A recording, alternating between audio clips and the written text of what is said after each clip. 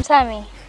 Mambo vipi zo? Freshi, karibu sana kwenye 5 Gear. Kifupi tu mimi sijaishi kwenye familia ya magari kihivyo, lakini ni mtu ambaye nimekuwa nikipenda magari tangu niko mdogo, na nimeanza kujifunza kuendesha magari nikiwa mdogo sana. Yaani umri mdogo sana nimeanza kujifunza kuendesha magari. Na sababu ambayo ilipelekea mimi nijifunze kwanza kuendesha magari, jirani yetu alikuwa na mtoto ambaye tunalingana umri. Sasa yule mtoto kwao kulikuwa kuna gari. Kwa yeye alikuwa ameanza kujifunza kuendesha gari akiwa mdogo sana. Sasa mimi ilikuwa inaniuma sana kuona kwamba mbona huyu kijana mdogo sana.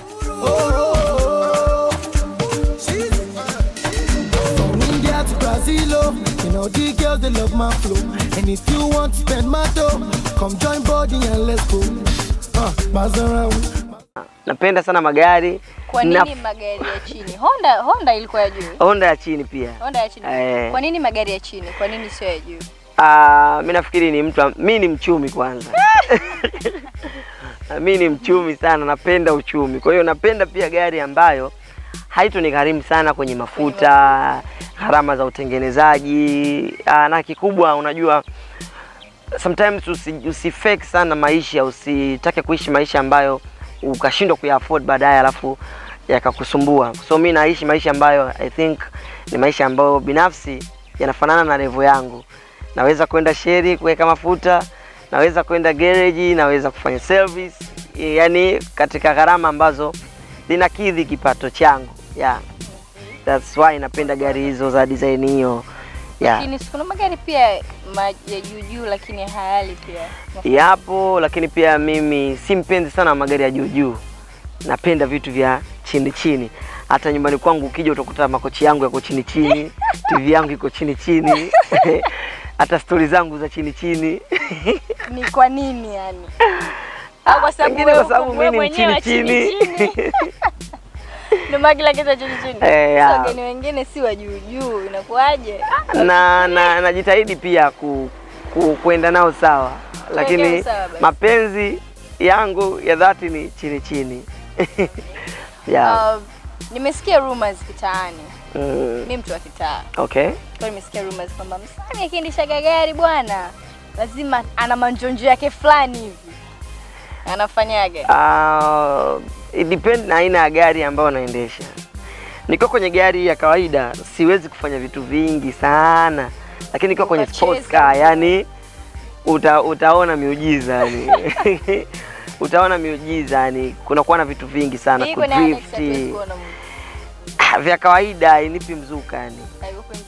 Yani inipi mzuka utaona vya kawaida, lakini nikiwa kwenye gari ambayo yenyewe sasa ile ya michezo yani, nitafanya vitu vingi sana, nitadrift, nitatoka nje ya gari, nitapanda juu ya gari kiwa inatembea, yani nitafanya vitu vingi sana vya ajabu. Unajua ufundi wetu sana magari. Gari likiharibika mfano. Ufundi wa kawaida. Najua, ni wa kawaida. Yani fungua tairi. Ya ufundi mdogo najua. Okay. Ushapata ajali na hizo mbwembwe zako? Kwa kweli sijawahi kupata ajali ya gari.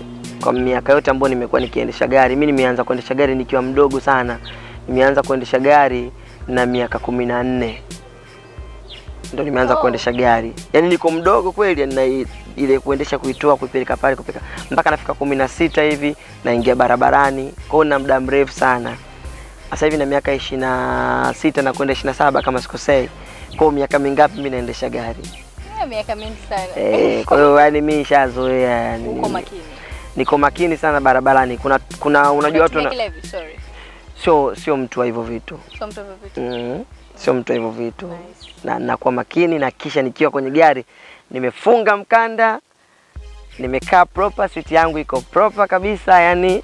Kuna time na vimba, ila inategemea niko katika mwendo gani. Ila kuna muda ambao yani ukivimba unaanza na mabawa kabisa. Na mabawa. Lakini kuna muda ule ambao anajua kabisa sasa hivi natakiwa kuendesha gari, na mimi huwa napenda kufuata sheria za barabarani. Yani that's why nafikiri sijawahi kupata ajali miaka yote, na nashukuru Mungu na nazidi kuomba Mungu aniepushe na hivyo vitu. Msami ushakutana kituko chochote yani barabarani nikiwa kwenye gari? Kuna siku moja nilikuwa na haraka usiku. Nimeenda sehemu dukani hivi, nimesimama, nikaingia dukani, nimeenda kununua credit. Wakati narudi sasa, ile sehemu ni ndogo, kwa hiyo nilichotaka kufanya nizungushe pale, ni drift pale nitoke. Umeona? Sasa sijui ilikuwaje kweli, yani sijui nilichanganyikiwa nini. Nilipofika pale duka nilipita, nikawa narudi reverse, nikasimama kwenye reverse, nimeshikilia brake huku naongea na yule mtu wa dukani. Nikavuta hand brake, gari ikiwa kwenye reverse. Yaani mziki mkubwa kwenye gari, kwa sisikii ile alamu ya kunionyesha kwamba gari ipo kwenye reverse. Nilivorudi kwenye gari nimetoa hand brake na yaani ya Mungu, yani siku ile ilikuwa kitu gani? Nikajikuta narudi nyuma speed, afu nyuma kuna jamaa wanauza chips. Sasa nilifunga breki, nikaweka kwenye D, kanyaga mafuta, nikazungusha pale. Wale jamaa alipiga kelele, akaanza kunitukana nduki. Lakini hii wao walisifanya makusudi, lakini haikuwa kusudio langu. Ni kuchanganikiwa, nilikuwa na haraka, alafu niko speed, niko race. Ya wakati mwingine sawa, ni michezo ambayo tunaipenda magari, lakini wakati mwingine ina ubaya wake. Gari unaipa nafasi ngapi kwenye maisha yako? Mwingine unakuta gari yake ni ndio kila kitu. Ni kama wengine wanavyoona simu zao ndio kila kitu. Kwenye maisha yangu mimi gari naipa nafasi ya 3. Nafasi ya kwanza malazi, yani sehemu ambayo mimi nalala. Umeona? Nafasi ya pili simu yangu, kwa sababu ndio inanipa issue zote. Naweza kununua gari kwa sababu ya simu yangu.